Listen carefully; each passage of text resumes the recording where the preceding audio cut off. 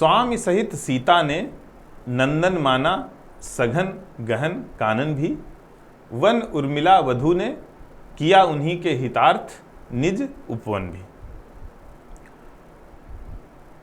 हम लोग जानते हैं कि जब किसी आख्यान को, किसी काव्य को शुरू किया जाता है तो एक मंगलाचरण होता है। मंगलाचरण में ये होता है, या तो ईश की वंदना होती है, या तो आशीर्वाद होता है, या तो फिर जो है उसकी सूचना दी जाती है कि आगे इसमें किस तरह की कथा है।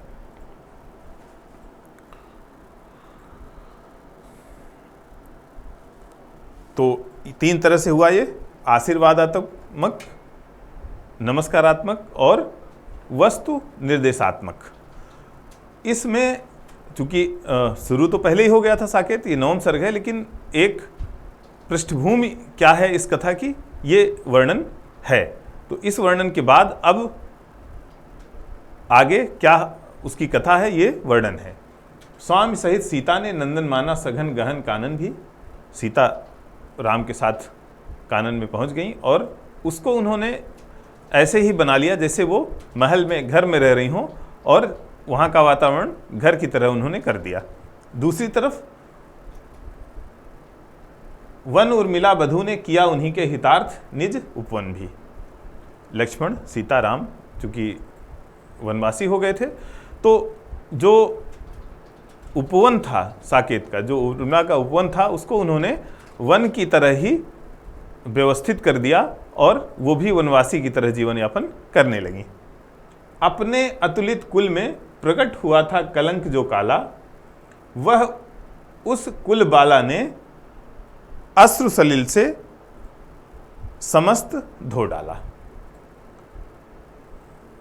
रघुकुल में कैकेयी के वरदान के बाद जो कलंक उत्पन्न हुआ था, जो कलंक लगा था, उस कलंक को उर्मिला ने अपनी तपस्या से और अपने अश्रुओं से, विरह में जो उनके आंसू थे, उससे उन्होंने उस समस्त कलंक को धो डाला।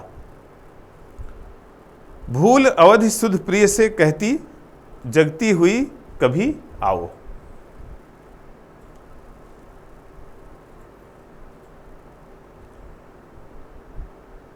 कभी तो वे ये भूल जाती, होशो हवास में जैसे न हो कि लक्ष्मण को 14 वर्ष में लौटना है, और कहती आओ, उन्हें बुलाती। किंतु कभी सोती तो उठती वह चौंक बोल कर जाओ।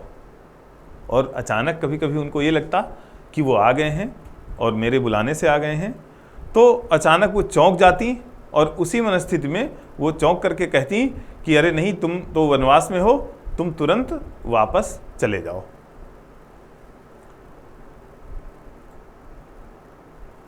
मानस मंदिर में सती पति की प्रतिमा थाप, जलती सी उस विरह में बनी आरती आप। अपने मन के मंदिर में उन्होंने लक्ष्मण की, अपने पति लक्ष्मण की प्रतिमा स्थापित कर रखी थी, और उस विरह की अग्नि में वो अपने आप को, जैसे किसी मंदिर में दीपक जलता है अनवरत, उसी तरह वो अपने आप को लक्ष्मण की याद में अपने मन मंदिर में जो उनकी प्रतिमा उन्होंने स्थापित कर रखी थी, उसको स्थापित करके वो अपने आप को उसी विरह में जला रही थी। आंखों में प्रिय मूर्ति थी, भूले थे सब भोग। उनके नेत्रों में अहरनिश लक्ष्मण की मूर्ति थी, लक्ष्मण की याद थी। संसार के सभी भोग उन्हें भूल गए थे, कुछ भी भोग याद नहीं था। धन्यवाद।